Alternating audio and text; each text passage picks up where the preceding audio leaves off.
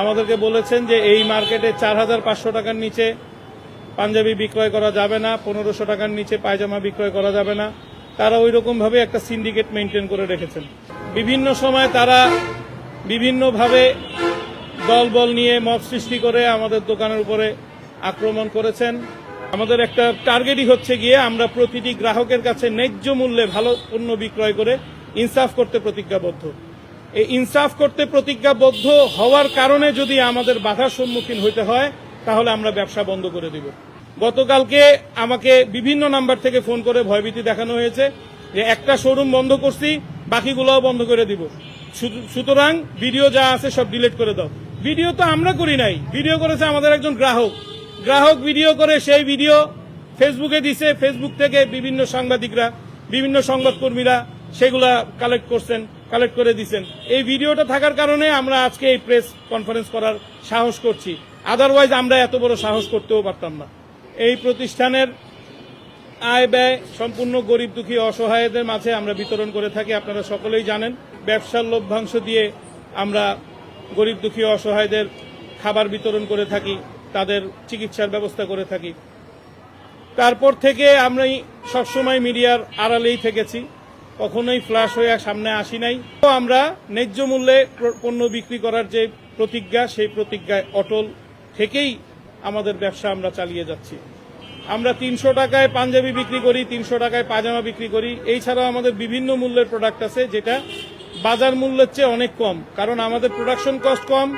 আমাদের কোম্পানিতে বিভিন্ন প্রকার প্রতিবন্ধীরা কাজ করেন, বিভিন্ন প্রকার হিজলা সম্প্রদায়ের লোক কাজ করেন, বিভিন্ন প্রকার মাদকাসক্ত ছিলেন পূর্বে, এখন ভালো হয়ে কাজ করছেন।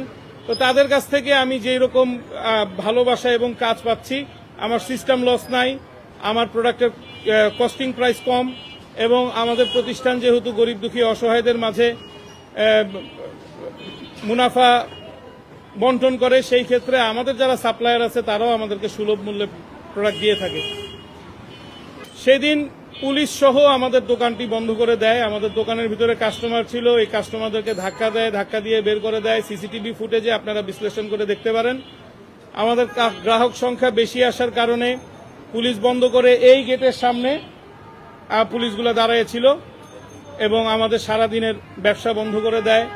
ব্যবসা আমাদের যতটুকু বন্ধ করছে তার চেয়ে বেশি আমাদের দুঃখ হচ্ছে এই সাধারণ যেই গ্রাহক আমাদের আছেন, সবাই মধ্যবিত্ত। এই মধ্যবিত্তরা এই ঈদের কেনাকাটা করতে পারে নাই। আমরা প্রতিনিয়তই আমাদের পণ্যের দাম সুলভ মূল্যই রাখি। আজকে আপনাদের মাধ্যমে আমি সরকারকে জানাতে চাই, আমরা অনেক বাধা উপেক্ষা করে ব্যবসা পরিচালনা করে আসছি।